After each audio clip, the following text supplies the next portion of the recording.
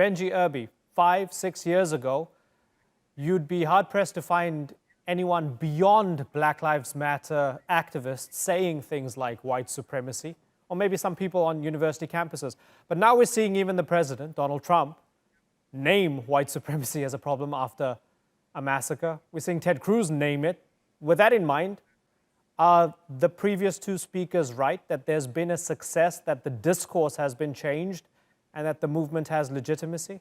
Well, I think that there's definitely a lot of the idea of Black Lives Matter is very noble, and I think that there are definitely some things that have come along to push the conversation forward. But my only issue with it is just some of the ways in which the protests are, and some of the ways in which they go about the rhetoric. Some of the rhetoric that they have is a little bit problematic, but I do think that it's ultimately a good thing. I think it ultimately has a noble goal.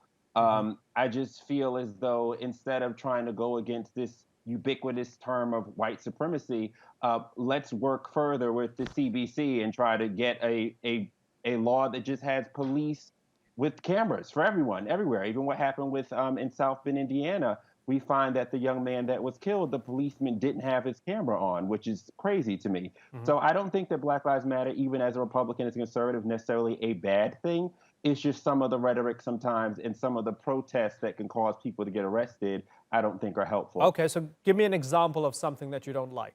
The enmity against police. I think that all police aren't bad. Obviously, there are bad apples, but we need to work better with the police. And we also need to, instead of trying to blame white supremacy for everything, we know that police commissioners are often hired and work underneath mayors. So let's target mayors. Like what happened in South Indiana under Pete Buttigieg was great. I think that the people of that city, the Black community of that city, they went to him, let him know what was going on, and they ultimately derailed his presidential campaign, whether he knows it or not. And I think that if we start making those types of targeted moves toward people in power who actually have the power to do things instead of going out on the streets and being destructive, I think we'll be much better as a people and as a nation. Benji, when you come across on your social media feed, every week there seems to be some sort of video of a traffic stop of some sort, or even if it's just a guy on a university campus just minding his own business, but because he's black, invariably it's a white cop coming up saying, show me some ID, you don't deserve to be here.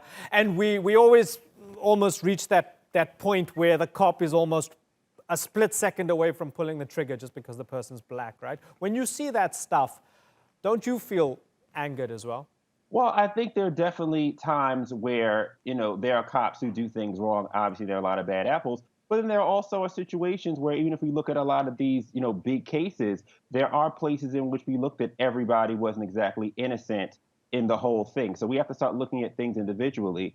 Obviously, in the case of Eric Garner, I mean, that was just ridiculous. But even looking at the fact that happened in New York City under de Blasio, and de Blasio gets reelected, and there are a lot of people who support Black Lives Matter who voted for this man. I don't really understand how that works. I feel like if we're going to protest, if we're going to say these things are bad, then we need to start targeting political power and stop voting in the same people who allow these atrocities to happen underneath them, these mayors and such. You could even take, for example, what happened in Baltimore. Same thing, Democrat mayor. Why are these people continuing to get reelected and continuing to get Black people's support? Okay, interesting point. Benji, do you believe that the system is as broken as has been described by Melina and Zelle?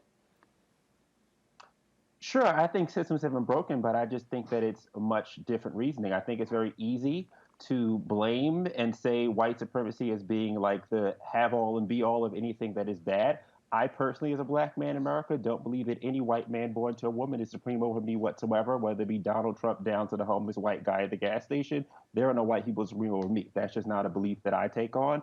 But I do think that as black people in our neighborhoods, we've definitely been failed by our leadership, and that we have a whole congressional black caucus, which is the largest and most powerful ethnic caucus in Congress, and yet we're having these things happen. Yet we're not having the right laws put in. I think that a lot of us on the regular person side, on the activist person side, we need to start running for Congress ourselves, start running for senators ourselves, and replacing these people, because I think that a lot of our quote unquote black leadership are relative to the civil rights movement. All they know is let's march, let's protest, let's do this, let's do that. It's 2019. I mean, we're out here cloning sheep We have all these technological advances that are going on. I'm not understanding why we're not at the table, why we're not in government, all these people that we put in government to make laws and changes. Number one being, why after all this time are body cameras not the law of the land, period? Like, I don't understand. Like, to me, that's a total failure of, this big movement against the police. That's the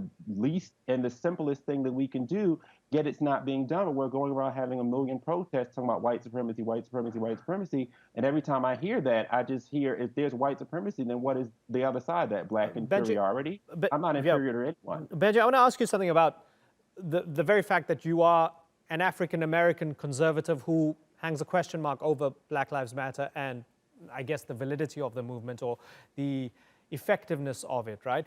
We've seen other African-Americans who are prominent, maybe not card-carrying Republicans, but who are prominent critics of Black Lives Matter, such as Sheriff Clark of Milwaukee. Now, he gets the platform on Fox News, he comes on, the Fox News audience sees, here's a black man, and he says, you know what, Black Lives Matter is a hoax, those are Marxists, they're idiots, they don't know what they're doing, they're complete imbeciles.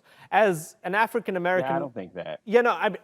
I think the point I'm getting at is, do you think it's helpful when they tend to give a platform to African-American critics of Black Lives Matter, which then suggests to the audience that nothing really needs to change because, hey, we've got an African-American telling us so?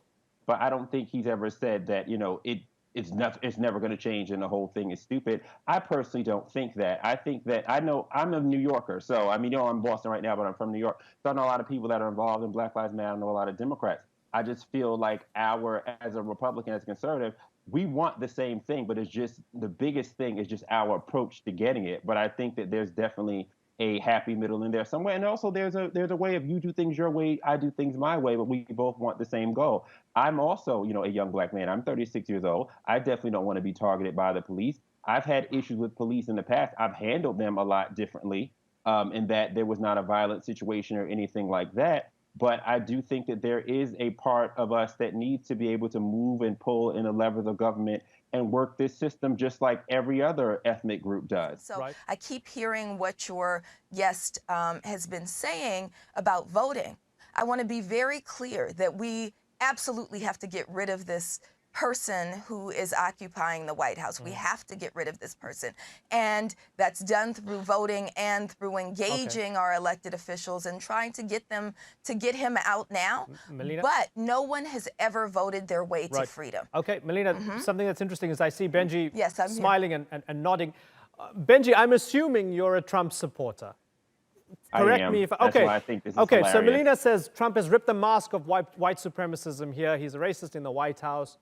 And you're voting for him. Why? First of all, none of that is true. I mean, this is ridiculous. They do this with every Republican. They do this over and over and over again. Oh, Trump is like this big white supremacist. It's ridiculous. If we look at the laws that Trump has passed, if we look at prison reform, if we look at the fact that he's even went and gotten A$AP Rocky out of jail, these are not things that a white supremacist would do. The president's saying, he's trying to get the rapper friend of his rapper friend out of trouble with the law in Sweden. That's not a contribution. That's not a contribution to the African-American community, is it? It's not about it's a contribution to someone as an American. You're saying this man's a white supremacist. So if I'm a white supremacist and a KKK member, I, of course, would not want to do anything for black people. I wouldn't want to touch them or be around them. So, I mean, that whole idea is ridiculous. I think that they use all this rhetoric to keep black people in this state of being mad and upset. And at the end of the day, Donald Trump's not going to be president forever. More than likely, he's going to get reelected. So sorry about that for you guys, but he's not going to be president forever. We need to be looking bigger and larger, but it's always a matter of trying to pin something on one person and make that one person the enemy. When if we have a system that we're trying to change, let's look and change it for 100 years. Let's get a response What are from we Zelle. going to do? What are we going to do in 200 years? So he's clearly not listening because I actually said it's bigger than Trump. Okay. Right. He's not listening because I said it's bigger than Trump. Than white supremacists because that's the way the rhetoric goes. Okay, let's get Zelle to come in. I sincerely appreciate you all taking the time to come and talk to us here on the Newsmakers. Melina Abdullah, Zelle Imani, and Benji Irby. Thank you very much.